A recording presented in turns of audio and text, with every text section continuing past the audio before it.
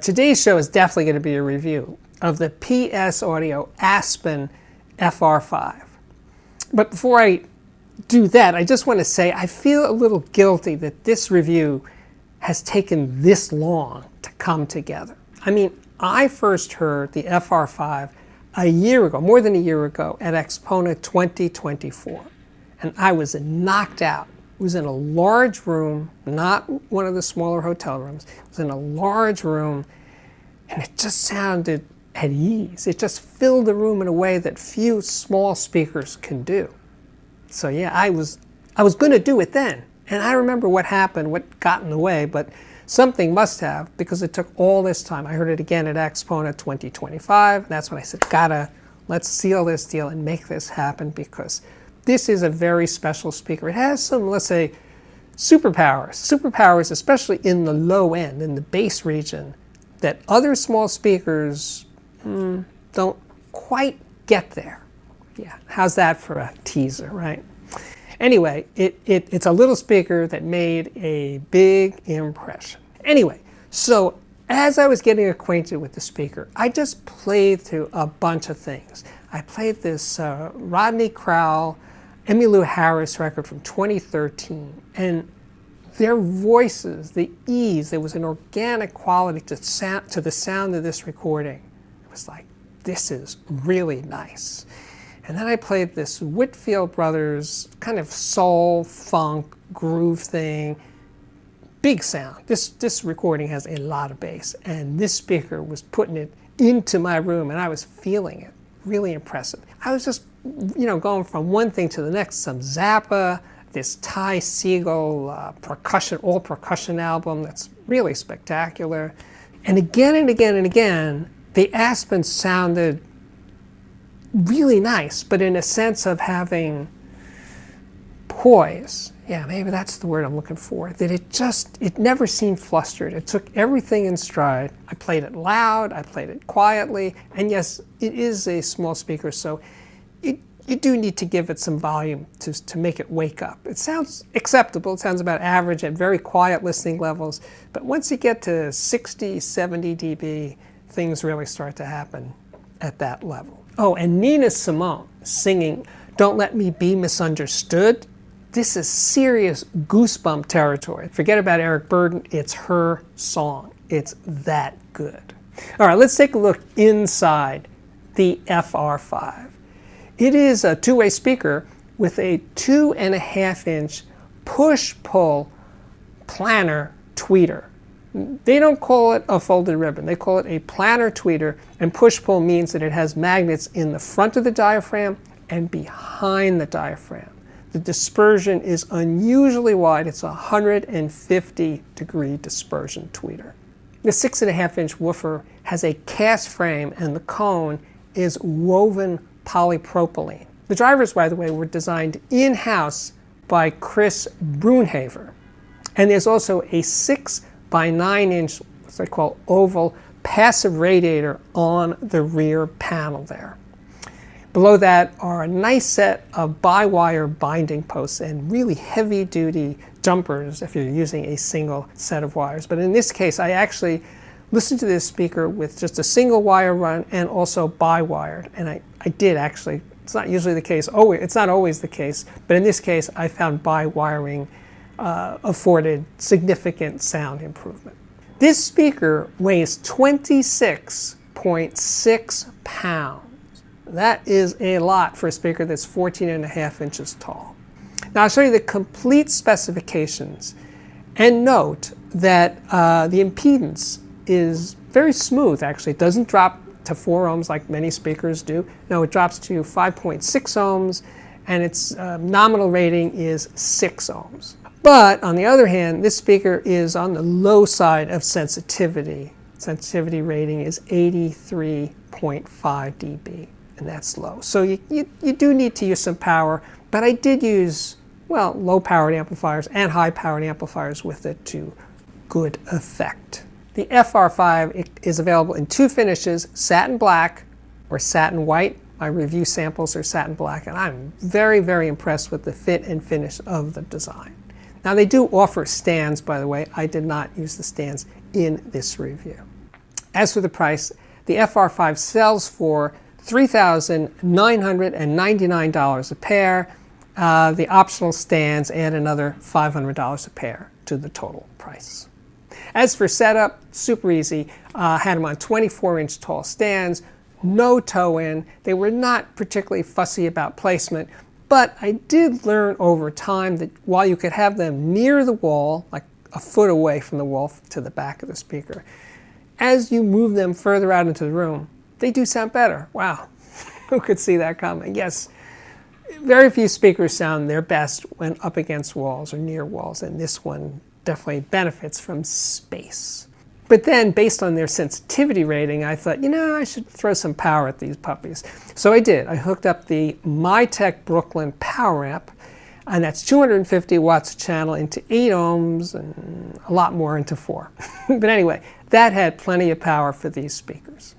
There's something about the FR-5 that encouraged me to play the field in terms of music genres. Like I'm playing Kronos String Quartet, and they have a pretty wide range of music they play. And their tone, the string sound, everything about it sounded very natural. This is a very easy to listen to speaker for hours at a time. Like I said, one little criticism that came up right away is that they're not at their best played very, very quietly, like late night listening levels. I always wanted to play them a little bit louder. They're not any worse than other speakers of their size for the most part, but that's not a strength of the speaker. They need a little bit of volume. Then I was on to Fleetwood Macs they play on. Now this is early Fleetwood Mac. This isn't the California Fleetwood Mac rumors kind of thing. No, that's not what's going on here. It's completely different. This is British blues, 1960s, early 70s British blues rock. Great band. Peter Green, oh man, there's just something about their sound. I didn't know about this record, or I didn't own this record until about a year ago, and it's just so beautiful. It's not an audiophile recording, but it just reaches me in a way. And these speakers, the FR-5s, were just putting me in tune with Fleetwood Mac. Really, really nice. So then somehow that led me to Nirvana. I'm playing this CD, the Mobile Fidelity pressing, and I wanted to play it loud. Something just spoke to me and said, I should be cranking this up. 85, 90 dB peaks for a song or two. And I felt that the FR-5 was holding back dynamically, that life, that energy, that crack. I wasn't quite getting it from the FR-5, so I played it a bit louder.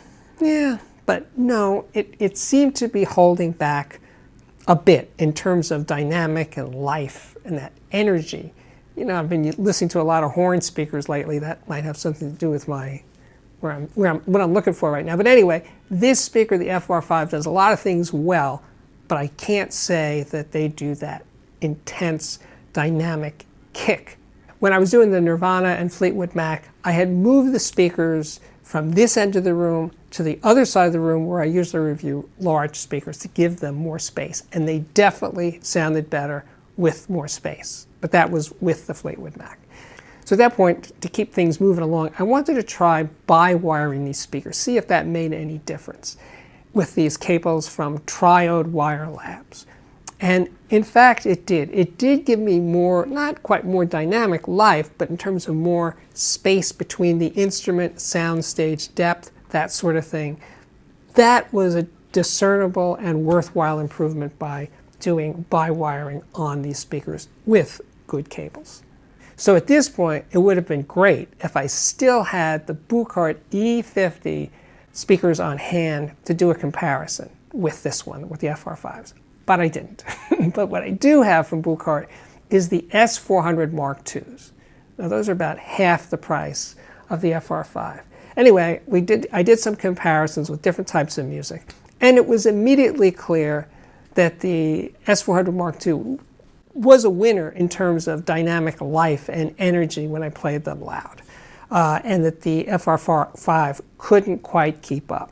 But the FR-5, just in terms of power, that weight of the sound that this little speaker could deliver, that the FR-5 could deliver, it was way ahead of the S400 Mark II. So they're doing different things. Both speakers image well, but I would say that actually the FR-5 just opens up more. It's a more spacious speaker, it has more better soundstage depth. Focus, image focus is also really good. Yeah, better than the Buchardt. So the Buchardt wins only really in terms of dynamic life and kick. You realize, of course, I can't keep all these speakers around for comparisons. There's a certain amount of space limitations here in Brooklyn. But I wish I still had the Radiant Acoustics Clarity 6.2s.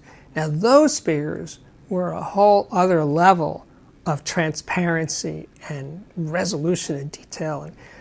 And they also were no slouches in the bottom end, but not quite as deep as this one, as the FR-5.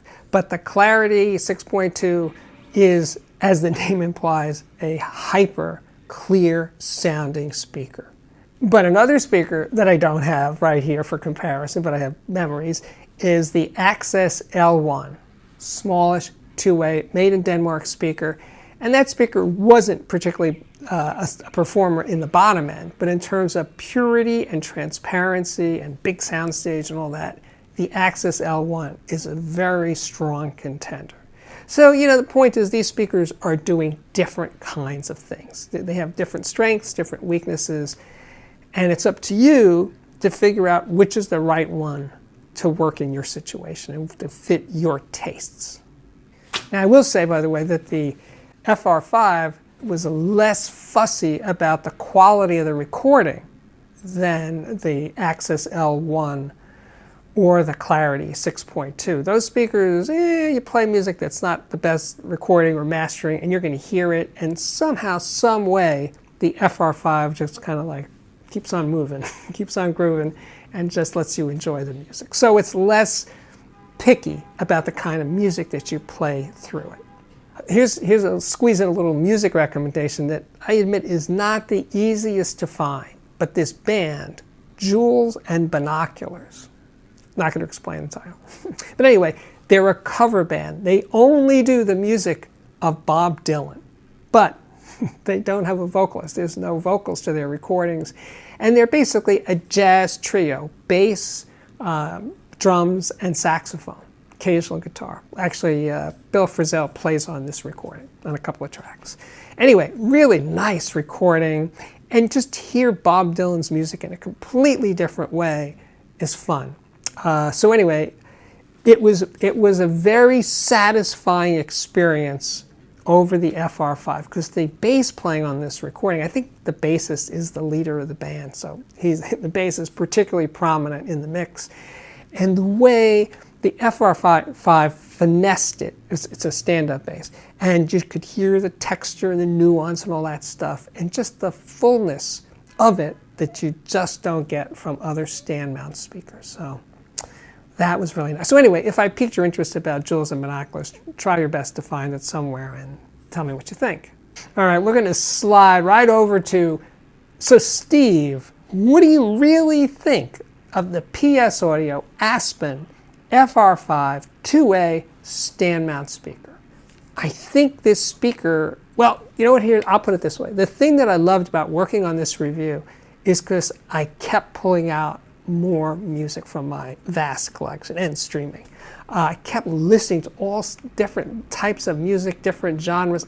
I didn't tell you about most of it because I don't want to bore you. But anyway, I kept playing all kinds of music, and I was having a really good time just indulging myself. It's a perk of the job, right?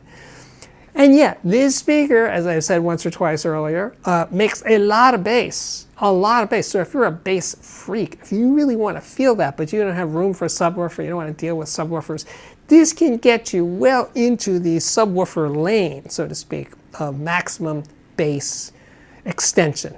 And the mid-range is gorgeous, and the highs are very easy to listen to. It's very low. This has no listening fatigue kind of sound. Yeah, you can just play for hours and hours and hours. It does a good impression of a big speaker sound from a small box. And with that, I can say, let's slide right over to, yeah, you know it, you love it, the Audiophiliac viewer system of the day.